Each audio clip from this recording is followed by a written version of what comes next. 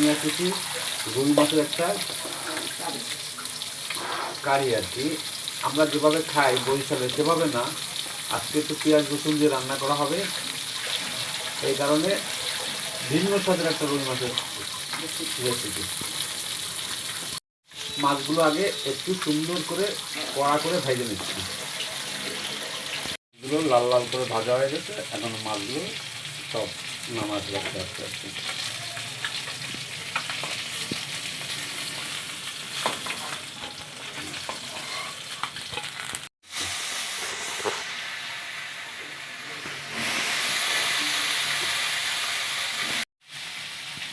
পরিমাণ মতো লবণ, পরিমাণ মতো হলুদ,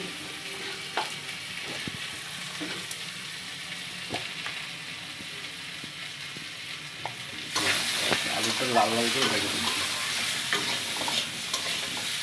আলুগুলো ভাজা হয়ে গেছে, এখন আলুগুলো নামায় করানো হচ্ছে, সুন্দর করে লাল লাল করে ভাজা।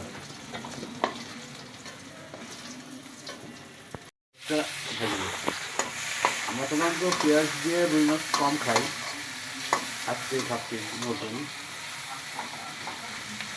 মানে একটা নতুন ভিডিও বানানোর জন্য আপনাদেরকে এই পেঁয়াজ দিয়ে আজকে রান্না করতে। রসুনটা দিয়ে দিলাম,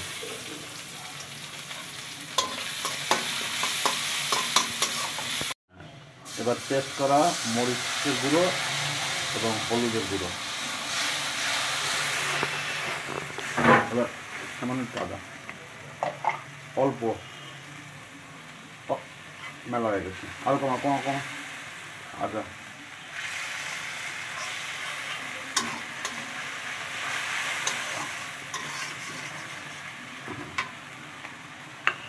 এবার টমেটোর পেস্টটা দিয়ে দেওয়া হবে, এবার স্বাদ মতো লবণ,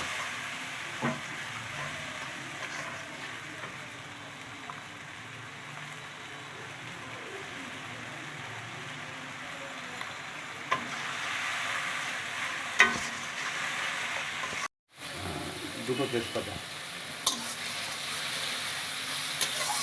তেল একটু ছেড়ে দিচ্ছে, এখন আলু দিয়ে আর একটু কষায় নেবে, ভাজা আলুগুলো দিয়ে।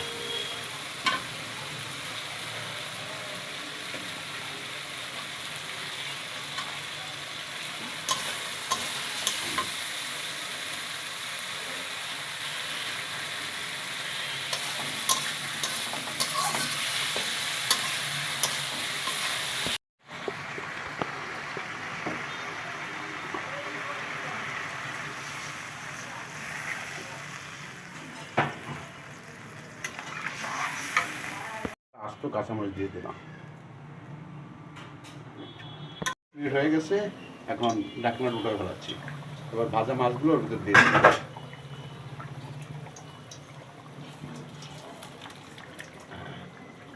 এবার 5 মিনিট ভাজা মাছ দিয়ে ঢেকে দেবো।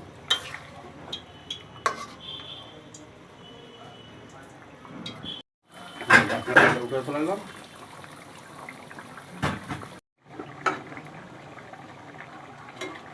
এবার ধনে পাতাগুলো দিয়ে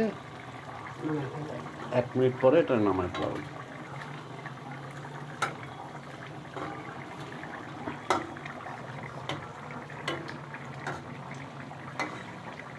এখন এটা নামায় ফেলা হবে, যেহেতু ধনে পাতা দিয়ে দিয়েছি, আসলে বেশি জাল দেবো না, এখনই নামায় ফেলা।